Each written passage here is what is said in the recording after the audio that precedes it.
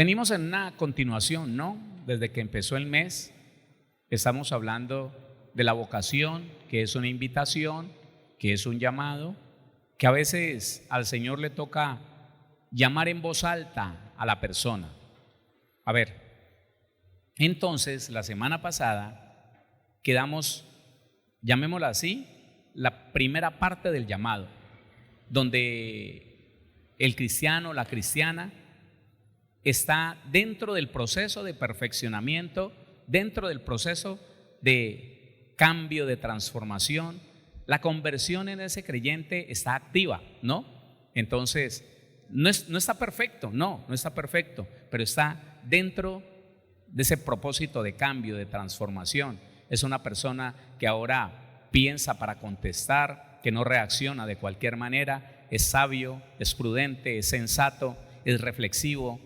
Esa persona que, como lo dice la Biblia, no es dado a ningún vicio, no es dado a vivir dañando a los demás, que su mayor virtud es que jamás le hace daño a nadie, siempre está para ayudar a los demás.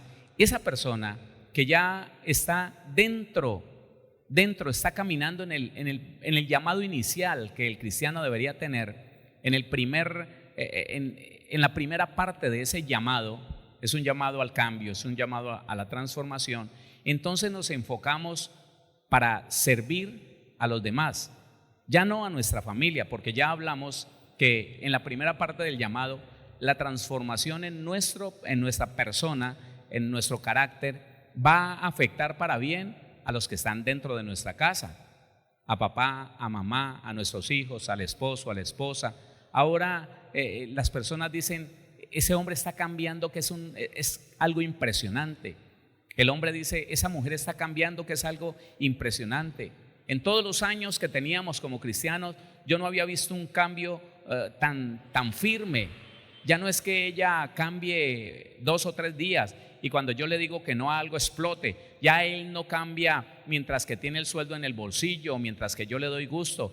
Ahora ese hombre tiene cambios permanentes. Allí va a salir a la calle. Esa persona ahora va a ir a un trabajo, va a ir a la congregación.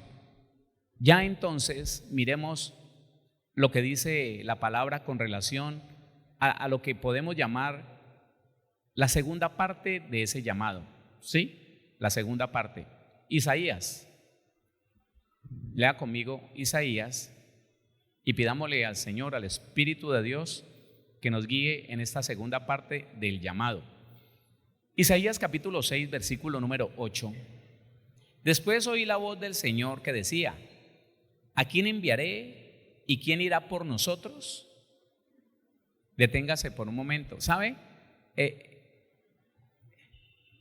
Déjeme entonces recordarle algo. Hace muchos años, cuando se hablaba del llamado, nos enfocábamos única y exclusivamente a pensar en el llamado a salir a predicar, en el llamado a ir como pastor a algún lugar. Y no, ya nos dimos cuenta que ese llamado es general. ¿Es qué? Es general. Y que tiene una dimensión, o sea, tiene un tamaño, el llamado que Dios nos hizo, tiene un tamaño, tiene una magnitud y una importancia impresionante. ¿Por qué? ¿Por qué tiene importancia? Porque es que Dios no cuenta con nadie más sino con usted y conmigo para hacer el trabajo que el Señor Jesucristo una vez empezó. Si nosotros no le damos importancia a esto, de que como cristianos debemos ser buenos padres, buenos esposos, buenas esposas, buenos hijos, ahora en esa parte, buenos ciudadanos, buenos empleados, buenos patrones, que hemos determinado con nuestra vida hacerle bien a los demás. ¿Está escuchando eso? Lo puede dimensionar con nuestra vida, hacerle bien a los demás. Y que el Señor entonces nos vaya mostrando eso. Aunque nosotros pensamos que fue a Isaías que le dijo solamente, después oí la voz del Señor que decía: ¿a quién enviaré y quién irá por nosotros? Cuando dice ¿quién irá por nosotros? Está diciendo ¿quién me sirve como embajador en la tierra? ¿Quién quiere en vez de yo ir Él? ¿Sí está entendiendo eso? ¿Quién quiere en vez de nosotros, el Padre, el Hijo y el Espíritu Santo, quién quiere ir Él a cumplir con lo que nosotros queremos hacer allá en la tierra? Cuando nosotros empezamos a meditar sobre lo que es el llamado, tendríamos que volver a Adán. Tendríamos que pensar en Adán. Adán fue creado con una vocación y un llamado. Claro. Y él no obedeció ese llamado. Él sencillamente tomó la decisión de pecar ante el engaño de que fue víctima su esposa. Él dijo, listo, esta ya cayó, venga yo como también. Y en ese momento, el llamado, el propósito de Dios con Adán y todos sus hijos, que en un primer momento éramos todos nosotros, ya no somos hijos de Adán, ahora somos hijos de Dios. Tengamos eso claro. Pues hermano, tuvo que venir Jesucristo para volver a iniciar o a reiniciar el proyecto de Dios aquí en la tierra. Tuvo que venir Jesucristo. Jesucristo no le quedó mal al Padre y ahora nos dejó a nosotros. ¿Quién irá por nosotros? Es ahí donde el cristiano tiene que saber. Eso es para todos. Cada creyente, cada hombre, cada mujer que nació de nuevo está incluido en esto. Está confrontado con que Dios te hizo un llamado. ¿Tú eres consciente de eso? Otra vez, a toda la iglesia, aquí en cualquier lugar del mundo, Dios te hizo un llamado, cristiano, cristiana, hijo, hija de Dios, Dios te hizo un llamado, ¿lo entiendes? Y nosotros deberíamos decir como dijo Isaías, entonces respondí yo, heme aquí, envíame a mí. Cuando el cristiano no es consciente de esto, que es que no fue que al Señor se le ocurrió atravesárseme en el camino y convencerme de pecado, de justicia, de juicio. Ahora soy cristiano, pero ¿sabe qué? No, yo no quiero nada con eso de predicar el evangelio, de extender las buenas nuevas. No, yo no quiero nada, que lo hagan otros. En la iglesia hay evangelistas, en la iglesia hay pastores, maestros, no, que lo hagan ellos. No. En su totalidad, la iglesia debe responder, heme aquí, como respondió Isaías. Aquí estoy yo, Señor. ¿Cuál es la función? Entonces, allí es donde segunda carta del apóstol Pablo a los Corintios nos dice, ¿qué es lo que el Señor quiere? Ahora, allá afuera, ya repito, ya tenemos ese hombre que está caminando en el primer llamado, en el llamado a la transformación. Ahora sale a la calle, en el proceso sí, no perfecto, no, aún con debilidades, aún con olvidos, aún con situaciones, pero ya convencido de que el evangelio es cambio, es transformación, no es solamente jactarse de ciertas cosas, de ciertos ritos, de ciertas capacidades disque espirituales, no, cambio. Entonces ya en ese momento miramos lo que dice segunda carta a los Corintios 5:20.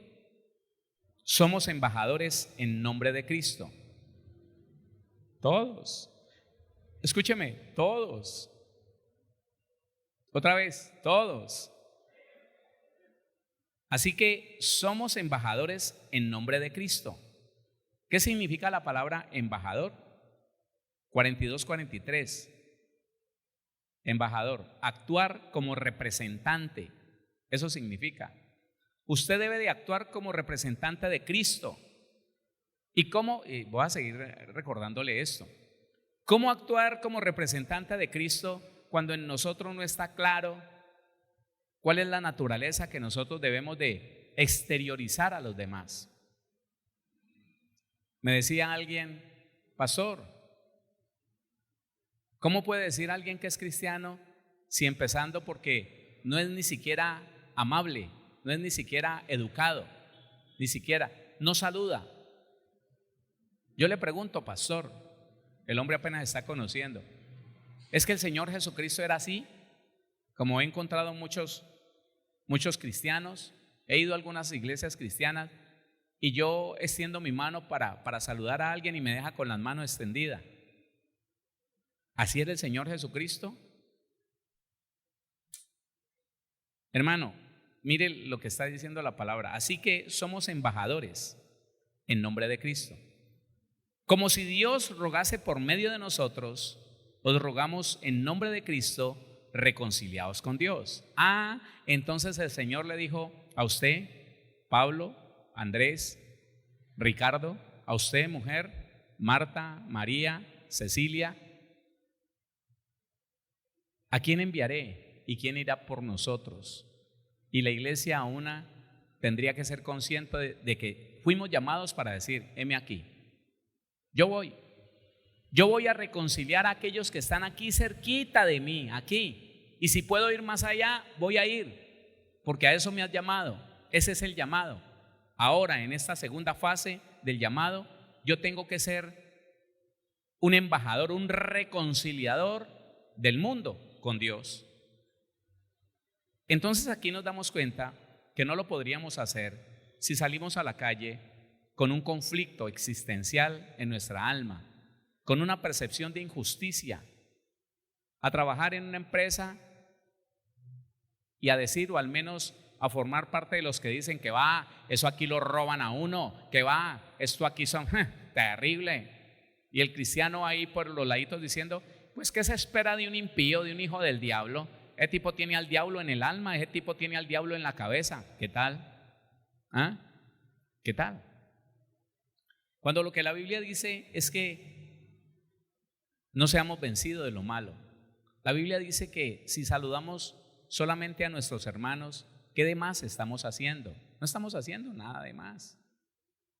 Entonces mire que si nosotros fuimos llamados a ser reconciliadores entre el mundo y Dios, ¿en qué estado deberíamos estar? ¿Y qué disposición deberíamos tener para poder enfrentar ese llamado a salir a la calle, a decirle a la gente, el evangelio es lo mejor, el evangelio es lo que tú necesitas, la solución a tu problema es el evangelio? Claro. ¿Sabe una cosa? Una mujer, 40 años, me dijo, pastor, necesito hablar con usted. Soy alguien que he estado como a punto de quedarme en una iglesia. He ido varias veces a las iglesias. Sigo mucho por la internet a muchos predicadores. Una mujer ya tocada, ¿no? Una mujer que ya el Señor le puso la semillita ahí. Pero ¿sabe, pastor, qué no me había dejado? No me había dejado que en mi empresa hay 2 cristianas, 2. Y yo soy jefe de una de ellas. Y esa mujer es tan difícil, pastor. Esa mujer es conflictiva. Esa mujer todo lo cuestiona, me acusa. Ha ido donde el jefe a llevarle, según ella, pruebas de faltas que yo he hecho. Oiga, y son cosas inventadas. Se las recibe a otra persona que también me quiere sacar, que no es cristiana. Se las recibe ella, la cristiana, recibe esas pruebas falsificadas y va y se las presenta a mi jefe. Y yo digo, ¿eso es ser cristiano? ¿Yo me voy a volver así? Porque me decía, yo tengo muchos defectos y tal vez mujer terrible como yo es difícil encontrar, pero yo esa calidad de persona no soy. A toda hora intrigando con los demás, a toda hora hablando mal de mí. ¿Y la otra cristiana? No, pastor, esa es peor todavía. Ella trabaja en la sección de empaques. Esos son terribles. Entonces, ¿quién va a querer ir a una iglesia cristiana? ¿O quién va a querer leer la Biblia? ¿O quién va a querer acercarse a un cristiano a pedir ayuda si esa es la calidad de embajador que tiene el reino de los cielos? No, para nada. Entonces dice, así que somos embajadores en nombre de Cristo. A eso nos llamó el Señor y nosotros le dijimos, aquí estoy. ¿Cuántos le dijeron aquí estoy? Mateo capítulo 20, versículo 28. Nuestro ejemplo. Estamos viendo algunos aspectos del llamado. Mateo capítulo 20, versículo número 28. Un principio que el cristiano debería tener. Un principio que el cristiano debería observar siempre. Lo dijo el Señor Jesucristo, que es nuestro ejemplo, que es nuestro modelo. Dice así: como el Hijo del Hombre no vino para ser servido, sino para servir y para dar su vida en rescate por muchos. Como el Hijo del Hombre no vino para ser servido. Medite esto, hermano. Medite esto. El gran Señor y Salvador Jesucristo, el Rey de Reyes, el Señor de Señores, aquel que es fuente de eterna salvación, autor de eterna salvación, autor y consumador de la fe, el único que no pecó y nunca buscó que la gente lo sirviera y nunca se enseñoreó de nadie y nunca jamás se aprovechó de nadie, de la debilidad de nadie, jamás. Jamás. Y entonces, usted y yo nos deberíamos preguntar, ¿por qué aquellos que se dicen siervos de Dios? ¿Por qué aquellos que se dicen servidores del Señor? La palabra siervo, doulos, significa esclavo. Así, esclavo. ¿Usted se considera un esclavo? Yo me considero un esclavo de mi Señor Jesucristo. Un esclavo del reino de los cielos, un esclavo de mi Padre, un esclavo del Evangelio. Y estoy aprendiendo a ser obediente. Y soy esclavo por mi propia voluntad.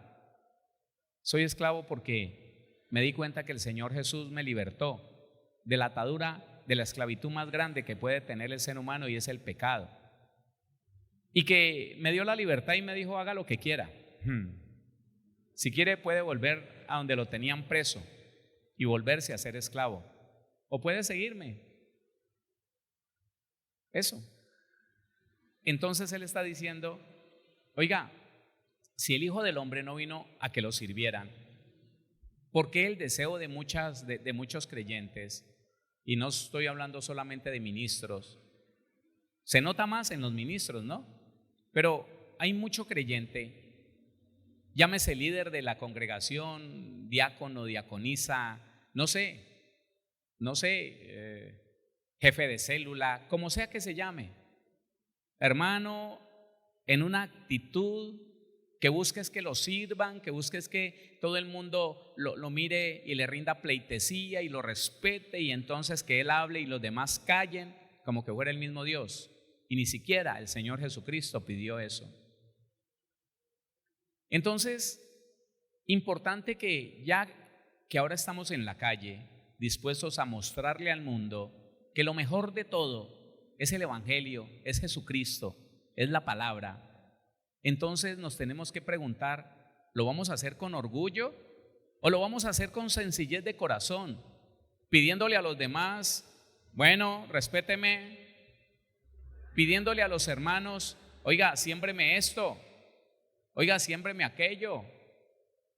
O por el contrario, siendo servidores de los demás, mirando cómo poder servir a los demás, cómo poder prestarles un servicio, cómo decirle: mire, ese problema que usted tiene, llámese enfermedad física, llámese depresión nerviosa, llámese ansiedad, conozco quién tiene la solución para eso y le puedo mostrar el camino, le puedo sacar una cita con él para que entienda y aprenda que en Jesucristo está la solución de todo, porque Él es el camino y la verdad y la vida.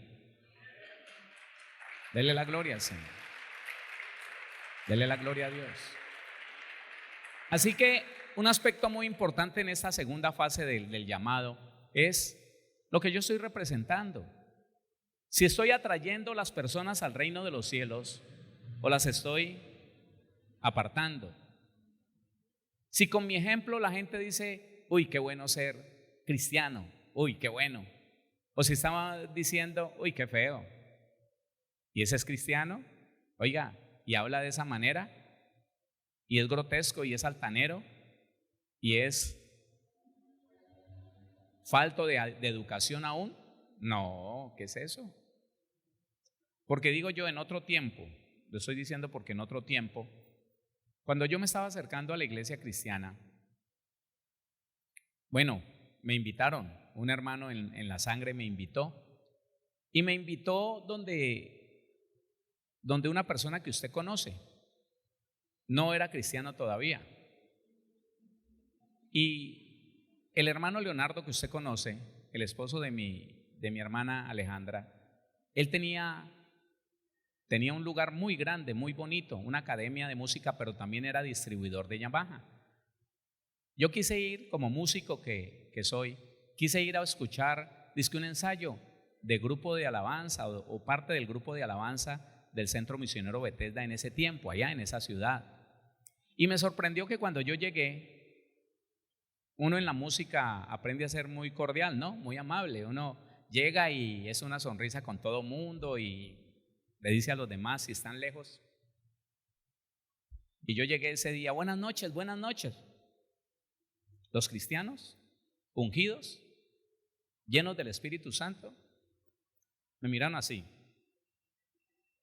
No hubo nadie que me saludara, eran 3. Y siguieron ensayando. Yo me acerqué a mi hermano en sangre y le dije, ¿y ellos por qué no saludan? Y lo único que atinó a decirme mi hermano fue, ¿vos cómo te imaginas que era el Señor Jesús? Le quieren echar la culpa a Cristo, hermano. Yo le dije, yo no sé cómo sería el Señor Jesús, pero ¿sabe que sí sé que no era? Ni maleducado, ni grosero. Eso sí sé que no era. Y me salí de ahí, de ese lugar. No, pero no lo tomes así. Imagínese, si no, yo digo, si el llamado no hubiera sido tan fuerte, porque yo me considero que el Señor me hizo un llamado muy fuerte para poder arrancarme de ese mundo, Él vio la necesidad de hablarme cuando ni siquiera había llegado a una iglesia cristiana. Vio la necesidad de direccionarme cuando yo era bien mundano. Y yo dije, ¿esos son los cristianos? Pero yo no dije, no voy a ir a la iglesia, no. Yo dije, no voy a ser como ellos. ¿Qué es lo que usted tiene que decir el día que tenga una mala experiencia con un cristiano? Yo no voy a ser como él. Yo voy a ser diferente. Yo voy a ser amable. Le voy a dar la oportunidad a la gente que se me acerque porque yo tengo mucho cómo servirlo. ¿Usted cree que usted tiene mucho cómo servir a la humanidad? Claro, hermano, usted conoce la verdad. Oiga, usted conoce aquel que es el camino y la verdad y la vida. Y sobre la tierra no hay nadie que tenga como usted el conocimiento para contarle cuál es la puerta a la vida eterna a los demás. Nadie, jamás nadie tiene la habilidad, la capacidad y el conocimiento que usted y yo tenemos para decirle al mundo, oiga, todo lo que quiera aquí en la tierra es vano, tápese en oro y en plata. Si usted no conoce a Cristo, si no cree en Cristo, si no le entrega su vida a Cristo, no le sirvió de nada, porque se va para la condenación siendo buena persona, se va para la condenación por la eternidad. Así que usted y yo, como somos embajadores de Cristo, tenemos que ser asequibles, que la gente, hermano, que las personas quieran acercarse a usted, que la gente quiera escucharlo, porque usted es amable. Un día quise preguntarle algo a un ministro muy reconocido. De Cali fue a Tuluá. Y yo me le acerqué y le dije, ¿cuándo podría hablar con usted? Ni siquiera pensando en pedirle una consejería, pero sí como intercambiar unas palabras con esa persona que uno escuchaba por la radio. Nosotros escuchábamos Radio Auténtica desde antes de llegar a la iglesia cristiana. Y me miró con una sonrisa comprensiva, como quien dice, pobrecito pretendiendo hablar conmigo. Sí, me miró con una sonrisa comprensiva y me dijo, yo no tengo tiempo. Mi tiempo es oro. Yo no tengo tiempo. Yo recuerdo que esa noche, entre dormido y despierto, el Señor me mostró en el sueño un árbol alto, lleno de frutos tan hermosos. Y yo recuerdo que en esa visión sueño, yo sentía el olor de esos frutos. Y yo decía, qué rico poder alcanzar uno de ellos. Y sé que fue el Señor el que me dijo, Héctor, quiero que seas un árbol así de frondoso, así de productivo, pero tan bajito, que tus frutos toquen el piso, toquen el suelo, para que aún el que llegue arrastrándose pueda aprovechar lo que yo te he dado a ti.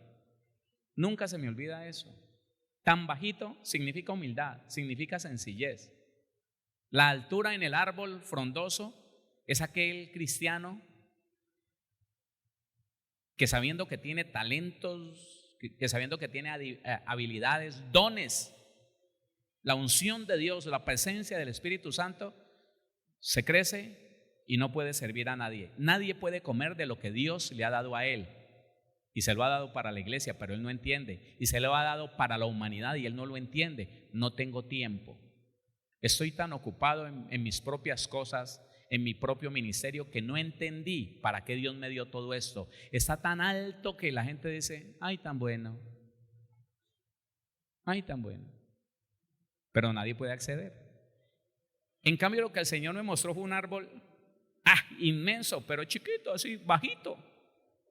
Y los frutos eran de todos, unos azules, otros verdes, otros amarillitos, pero todos llegaban casi hasta el piso. Así que cualquiera, por más que viniera arrastrándose, cansado, destruido, abatido, podía tomar de aquello que Dios te ha dado a ti y a toda la iglesia. Ese es el segundo.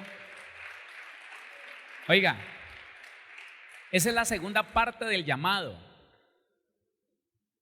Poco o mucho, lo que Dios te ha dado, ponerlo al servicio de los demás.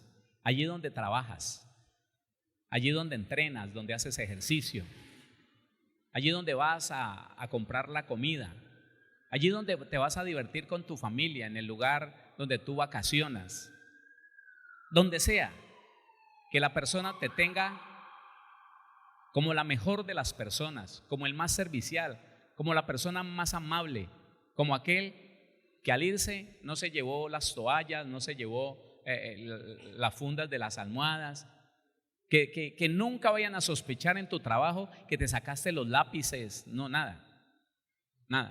Por el contrario, excelencia de persona. No ve que es cristiano, de razón.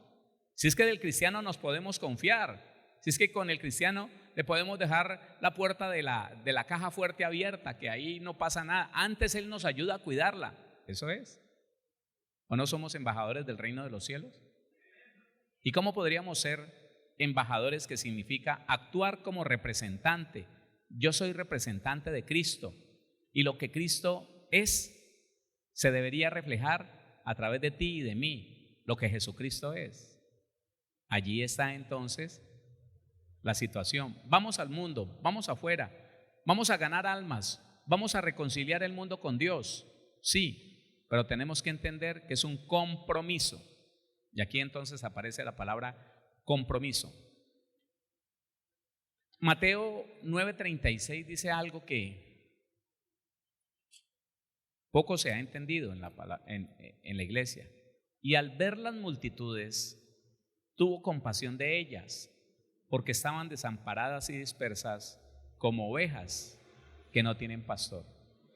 ¿Sabe, mi hermano, que en ese servicio que Dios nos ha mandado a desarrollar, la iglesia poco ha tenido misericordia? Conozco mucha gente de mucha misericordia, que el evangelio les sirvió de una manera impresionante, pero conozco cristianos, ministros, sin misericordia.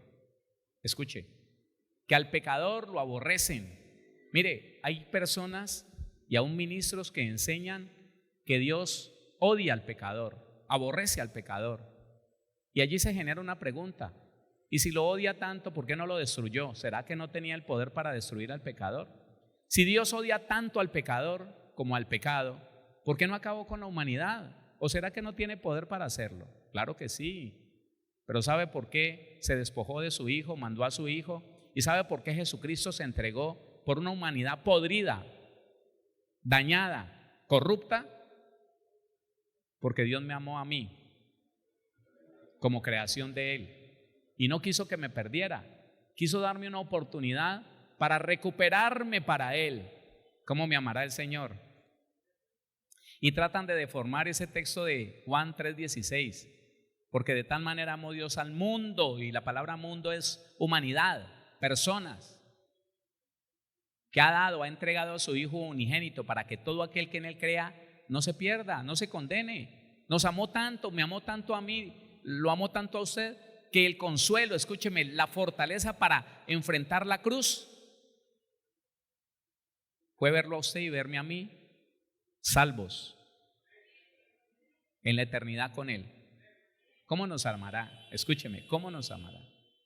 Entonces, nos falta eso, porque muchas veces el cristiano, y ya gracias a Dios poco recibo, me han ayudado y yo le agradezco a las personas que dejaron de mandarme tantos mensajes, pues hermano, tan fuera del propósito de Dios, tan fuera del principio de la Biblia. Cristianos condenando a las personas que en el mundo pecan, condenándolas. Y el Señor dice, mire, yo no los he condenado todavía. ¿Usted qué va a saber si yo los recojo? Yo no los he condenado. Personas que desprecian al borracho, al homosexual, no entendiendo que ellos son víctimas del pecado, víctimas de Adán, de Eva. No lo entienden. Y entonces lo señalan, lo condenan, lo descalifican, no entendiendo que usted y yo los podemos ayudar. No entendiendo que en usted y en mí está el que los puede ayudar, Jesucristo, el Espíritu de Dios. Y en vez de condenar y señalar y destituir, ¿por qué no vamos y le decimos? Conozco quién te saca de esa situación, de ese problema. Conozco quién te da libertad, quién te da vida eterna, quién perdona tus pecados y te restaura en la identidad que Dios te dio en la creación. No, que va, eso no sé qué, eso. No olvidemos nunca, cuando vamos a cumplir esa segunda fase del llamado, tenemos que tener misericordia del pecador, porque usted y yo también éramos pecadores sin arrepentimiento, ¿sí o no? ¿O usted fue santo antes de conocer a Cristo, puro, limpio, perfecto? No, jamás, jamás. Entonces no nos olvidemos de eso. Es necesario salir allá afuera con misericordia, conociendo que Dios tiene misericordia del pecador y que por eso te ungió a ti con el Espíritu Santo para que le hagas el bien a toda esa humanidad. ¿Hola? Para que le hagas el bien a toda esa humanidad. Y alguien entonces decía, venga pastor, pero es que yo no lo entiendo, porque alguna vez en una reunión de servidores de una congregación, bueno, de una zona, enseñaba esto y me decía, pero no entiendo, pastor. Uno no tiene que esperar entonces que la gente llegue a la iglesia y los que ya llegan arrepentidos, pues sí, ofrecerles una ayuda. Uno, ¿cómo se va a poner a ayudar a todo el que se encuentra por ahí? Y yo le pregunté en forma de reproche, ¿cuánto tiempo llevas leyendo la Biblia? No, pues todo el tiempo de mi vida cristiana. ¿Cuánto? 18 años, ya casi 19, pastor. ¿Y no has leído Lucas? Y lo llevé a Lucas. Lucas, el capítulo número 10, desde el versículo número 30. Lucas 10:30 dice, respondiendo Jesús dijo, un hombre descendía de Jerusalén a Jericó y cayó en manos de ladrones, los cuales le despojaron e hiriéndole se fueron, dejándole medio muerto. Aconteció que descendió un sacerdote, tipología de un pastor, ¿sí? Si lo sacamos ahora, un pastor, que descendió un sacerdote por aquel camino y viéndole pasó de largo. ¿Se está dando cuenta?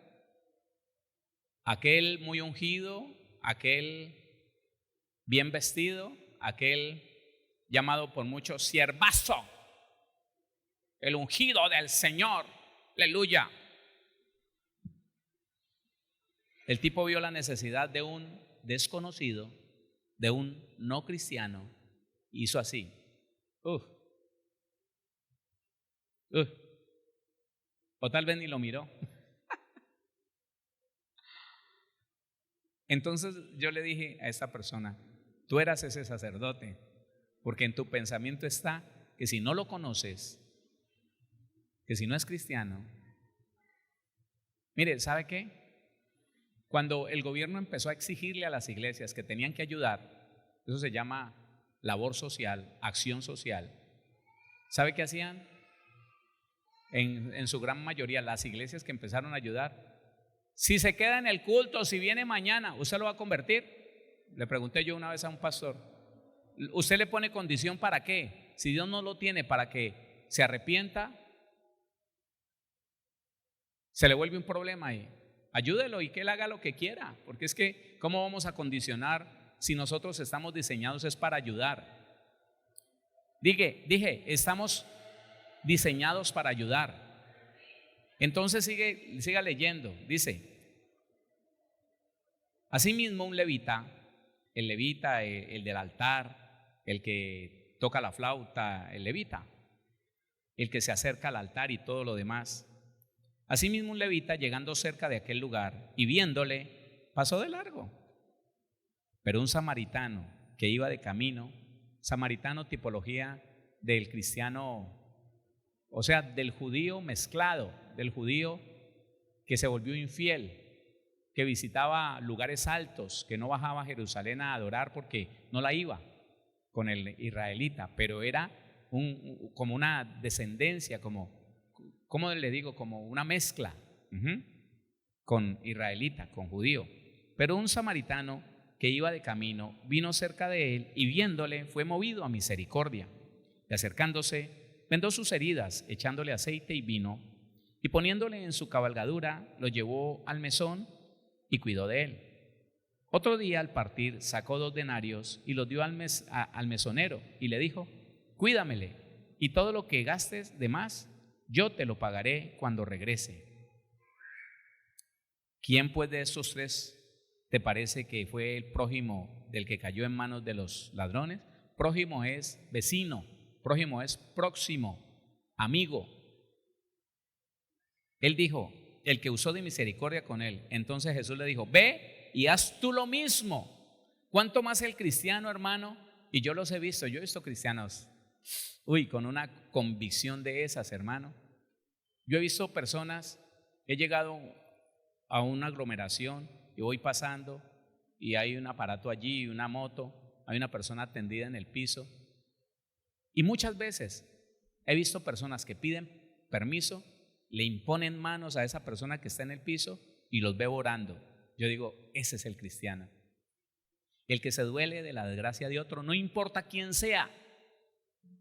El que sabe que si él no lo ayuda, ¿quién lo puede ayudar? Escúcheme esto, pregúntese esto, iglesia del Señor, y los que están en cualquier lugar del mundo. Si usted no se deja usar por Dios para ayudar a la humanidad, ¿quién lo va a hacer? Si usted no va donde su vecino que está perdiendo el matrimonio por el licor, por el adulterio, si usted no va donde esa mujer que por la amargura está destruyendo su hogar, maltratando a sus hijos, y con una sonrisa, llena de amor, abraza a esa mujer y le dice: yo tengo la solución para tu problema, conozco la solución para tu problema. Si tú no lo haces, ¿quién lo va a hacer? ¿Y sabe cuál es el problema? Que faltos de misericordia y no entendiendo que la segunda parte de este llamado es a servir a la humanidad, no aquellos que se encierran en la iglesia y no, usted es cristiano, si no, no, si se queda, si hace la oración de fe, oro por usted. No hagamos parte de esa mímica, de esa payasada. ¿Usted lo va a convertir porque lo hace repetir una oración de fe? La respuesta es no. Y si no la hace porque es muy sincero y le dice: no, yo no me interesa eso, vengo para que me ayude, para que me dé un mercado, ¿por qué no se lo da? No, y entonces que no. Mucha gente, escúcheme, mucha gente, por no preguntarle si es o no, si quiere o no, solamente por servirlo, ha llegado a los pies del Señor Jesucristo.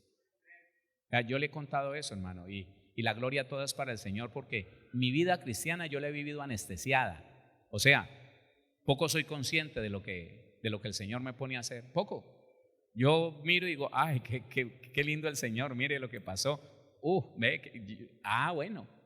Y yo recuerdo que llegué a la iglesia de la Unión Valle del Cauca y tenía 2 tutelas, a la tercera cerraban la iglesia. Y los vecinos, hermano, en una ira, en un pleito, en una contienda con la iglesia.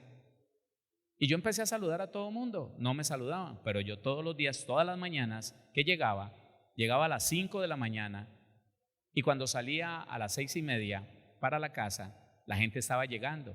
Y yo siempre, buenos días, buenos días, buenos días. Hermano, insistí tanto, me volví tan cansón, que más o menos al mes y medio, ya habían 3 de los vecinos que me decían, buen día, así, secos. Pero ¿sabe qué? A los 3 meses, todo el mundo me estaba saludando, todos. Buenos días, ¿cómo le va? Ya con una sonrisa. Alguien me decía, pastor. ¿Sabe por qué? Porque llegué y quité los baffles que apuntaban para la calle, los volteé para adentro, bajé el volumen, empecé a buscar como el beneficio de ellos. Dejaba las puertas abiertas, sembramos unos girasoles y cuando yo veía a alguien que pasaba y se detenía, hola, ¿cómo le va? ¿Quiere verlos? Siga. Una de las más enconadas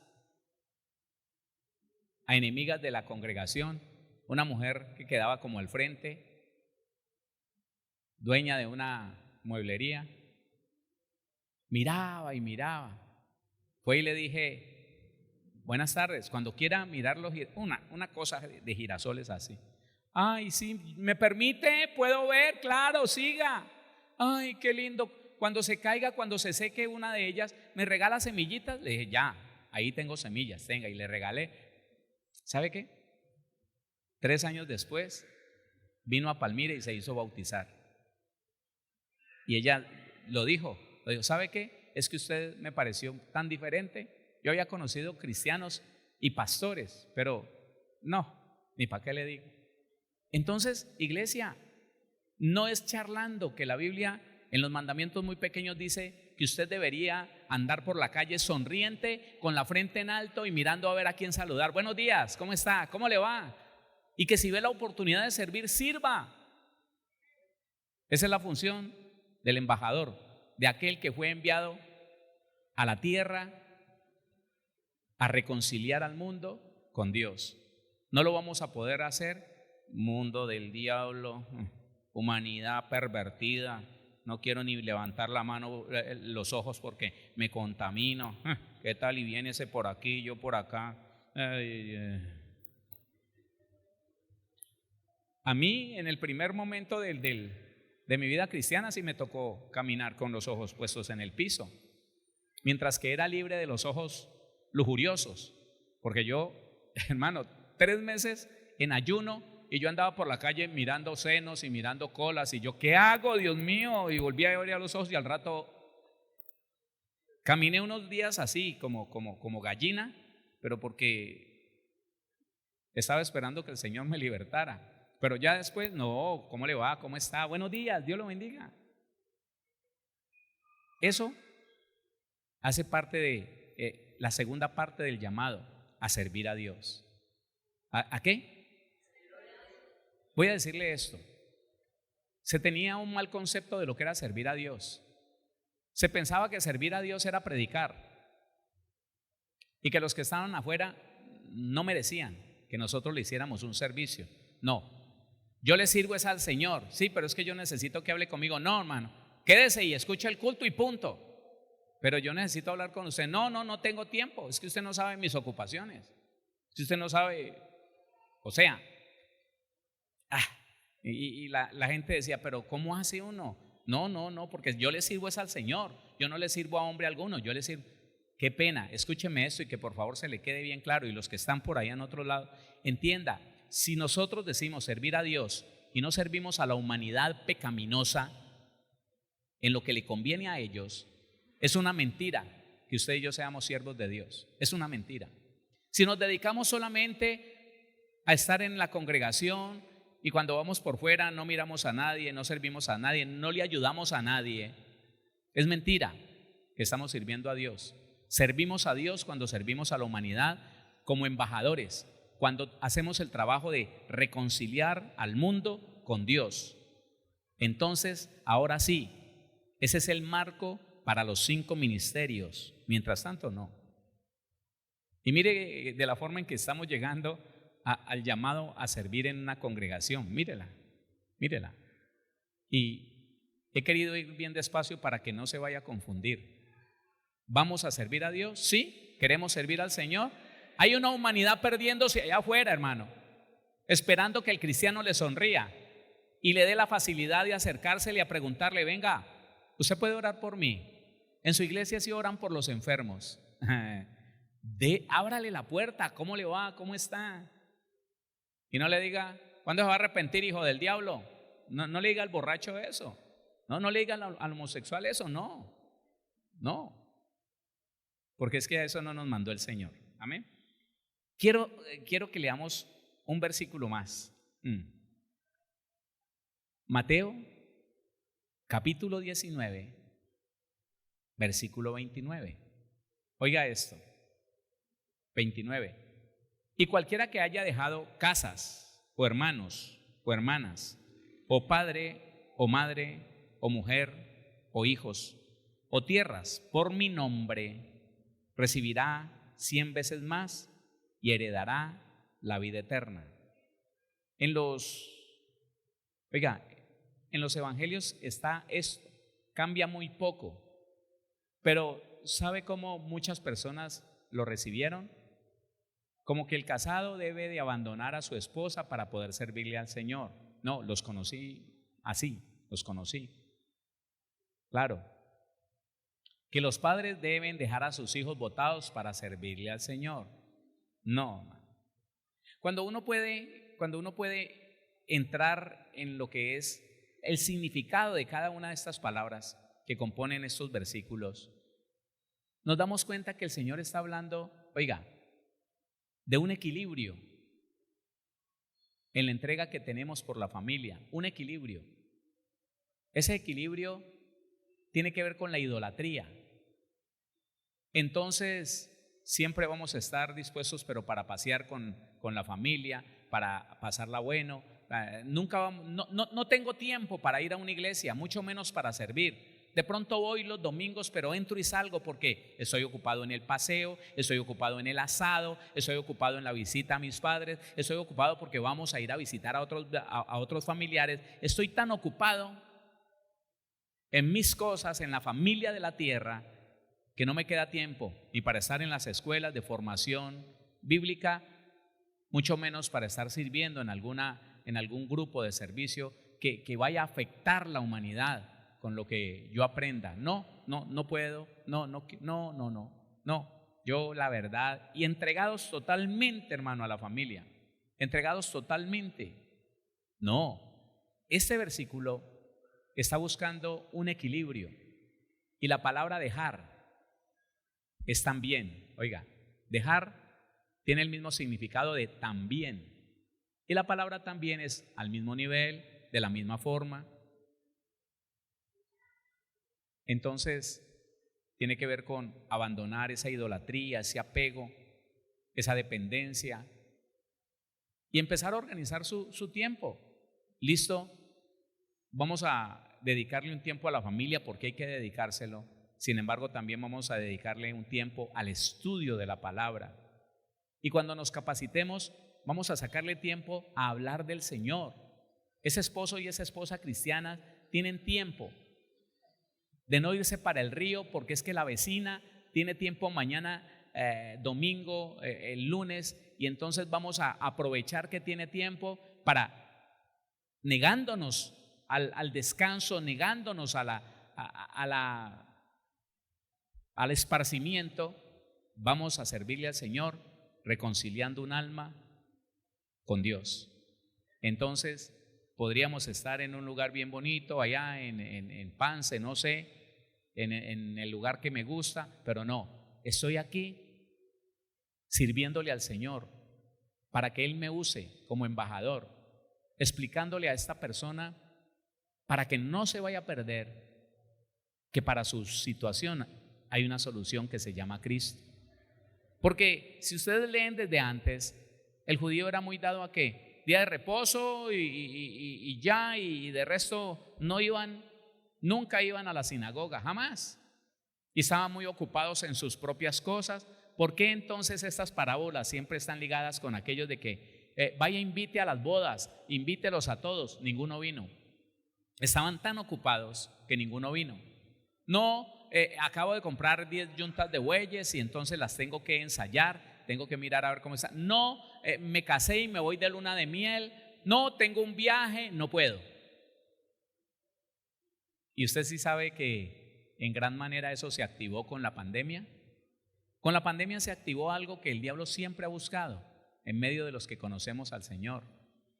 Qué pereza ir, es muy lejos. Si estuviera aquí a la vuelta de la esquina, no tengo plata, no tengo tiempo. No, es que yo no puedo descuidar a mi niño. No, yo no puedo descuidar a mi niña. Yo tengo tantos testimonios de eso, hermano. Mucho antes de la pandemia, hace muchos años. Un par de esposos en Bogotá que le pidieron un niño al Señor, un hijo. Y resulta que en una de las veces que fui para allá, me dijeron, pastor, es que mire, no, eso es sencillo, hermano. ¿Ustedes creen que Dios les puede sanar la matriz o no sé, lo que sea que esté mal? ¿Usted cree que Dios les puede dar un muchacho? Sí, claro, oré por ellos. Claro, el Señor los sanó, se embarazaron. Y oiga, qué problema, hermano. 5 años después, en un conflicto tan horrible, con una enfermedad crónica y terminal en esa niña, le salió niña, crónica y terminal. Cuando me doy cuenta, venga, vamos a mi casa, me llevaron por allá por lo que es el Bogotá Viejo, vamos y esa niña, no, hermano, ya no hay esperanzas, la medicina para ella no sirve, ya la traían de Estados Unidos, se nos está acabando el dinero. Y el Señor me dice por palabra de ciencia, pregúntales, ¿por qué pasó esto? Y les pregunté, ¿ustedes saben por qué pasó esto? Si esta niña se las dio Dios, yo soy testigo, ¿qué pasó? Se miran los dos y me dijeron, ya el pastor nos dijo, ellos se congregan, todavía se congregan con el apóstol Enrique. Ya el pastor nos dijo, es que pastor, la verdad es que nosotros no volvimos a la iglesia. La niña nació y nos dedicamos. Yo llegaba del trabajo y era con ella. Los hermanos me llamaban y yo decía, no, yo no puedo exponer la niña al frío. No, yo no puedo exponer la niña al calor. No, yo no puedo descuidarla. No, yo no puedo desmandarla. No, tiene gripa. No, le dio fiebre. No. ¿Y sabe qué, pastor? A los 8 meses le diagnosticaron esta enfermedad que no tiene cura. Y yo le dije, hermano, mire, lo que pasa es que ustedes convirtieron a su hija en un ídolo y los ídolos tienden a desaparecer. Cuando una mujer idolatra a un hombre, ese hombre se vuelve malo con ella y ella le ve un montón de defectos y eso es horrible, hermano, y se separan. Y cuando un par de padres convierten en ídolo a un niño, el niño se enferma, el niño hasta que se arrepiente no se muere. Así de feo. Y yo les dije, no, ustedes tienen es que, pues mira a ver para qué les alcanza la fe. Y me dijeron, yo no estoy acostumbrado a decirle a la gente qué tiene que hacer, pero me dijeron, pastor, si usted fuera el papá de esta niña, ¿qué haría? Le dije, no, le voy a contar lo que pasó con Daniel. Y le pregunté y le conté. Le dije que a los poquitos días Daniel se estaba ahogando y tenía como 2 diagnósticos feos. Y mi esposa y yo le entregamos a ese muchacho al Señor y le dijimos, lléveselo. Si tú no has de ser su médico y su medicina, llévatelo. Terrible, nosotros que pasamos tantas dificultades con los 2 primeros, bronquitis cada 15 días, cada mes, impresionante.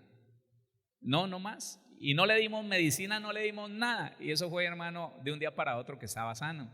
Ellos escucharon eso y yo no les dije lo que tenían que hacer. les dije lo que yo había hecho, lo que mi esposa y yo habíamos hecho con nuestro hijo. Ya, le quitaron medicina y todo, se la entregaron chillando, dice que lloraron toda la noche. Dijeron, bueno, si dejamos de darle la medicina en 3 días, ella colapsa, sufre una crisis y se va al coma y se muere. ¿Cuál? Se la entregaron y chillaron toda la noche en ese duelo de muerte, ¿no? Porque es que hay que morir a eso, en ese duelo de muerte. La niña durmió todo el día y durmió toda la noche. Al siguiente día, a las 5 de la mañana, se despertó pidiendo comida. 5 años, 5 años, casi 5 años sufriendo una cosa horrorosa. Comió, no le hizo daño, se levantó, débil como estaba, y empezó a buscar una pelota. 5 años que nunca había jugado con nada. Y cuando yo la vi, cuando la volví a ver, tenía 3 meses y medio de que el Señor había hecho ese milagro. Hermano, ¿sabe qué? Corría para allá y para acá, nueva esa muchachita. Ahora van a tener una vida natural, normal. Van a cuidar a la niña, pero no se les va a convertir en un impedimento para aprender de Dios, para vivir por el Señor y servirlo. No, claro, pastor, si con esta lección, ¿quién no va a aprender? No, olvídese. Y hoy en día son grandes servidores del Señor, pero tremendos servidores. Bueno, y tiene otro niño más, ¿no? Ya les nació otro muchacho. Pero entendamos eso, mi hermano. Dios nos mandó a servir, no a esclavizarnos de nada aquí en la tierra, ni siquiera de los hijos, ¿no? Y no le estoy diciendo que los descuide, ¿no? Pero nosotros a Daniel lo metíamos debajo del asiento ahí en una mantilla y nunca faltamos al culto, ni un solo día. De domingo a domingo siempre allá, siempre. Y cuando nos fuimos a predicar a la Unión, tenía 2 años y siempre era allá, siempre. Porque es que esto es lo que dice el Señor. Espérese.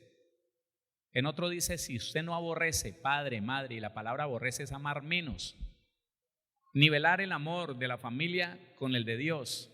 Y al final el Señor le dice, si usted no ama más, ay Dios mío. Cuando vamos a servir al Señor tenemos que saber que Él es el que nos dio todo y nos dará la vida eterna junto a Él, a nosotros y a toda nuestra familia. Pero si nos aferramos a la familia y por la familia ni estudiamos, terminamos haciendo lo malo, terminamos sin arrepentimiento y nos condenamos con toda, no, nosotros no, se condena a esa persona con toda su familia. Ese no es el propósito del Señor. Servir a Dios, que el Señor nos ayude a entender qué es eso, ¿sí o no? Servimos con la sonrisa con que saludamos al vecino. Servimos cuando le prestamos un servicio a alguien. Servimos a Dios cuando somos buenos esposos, buenos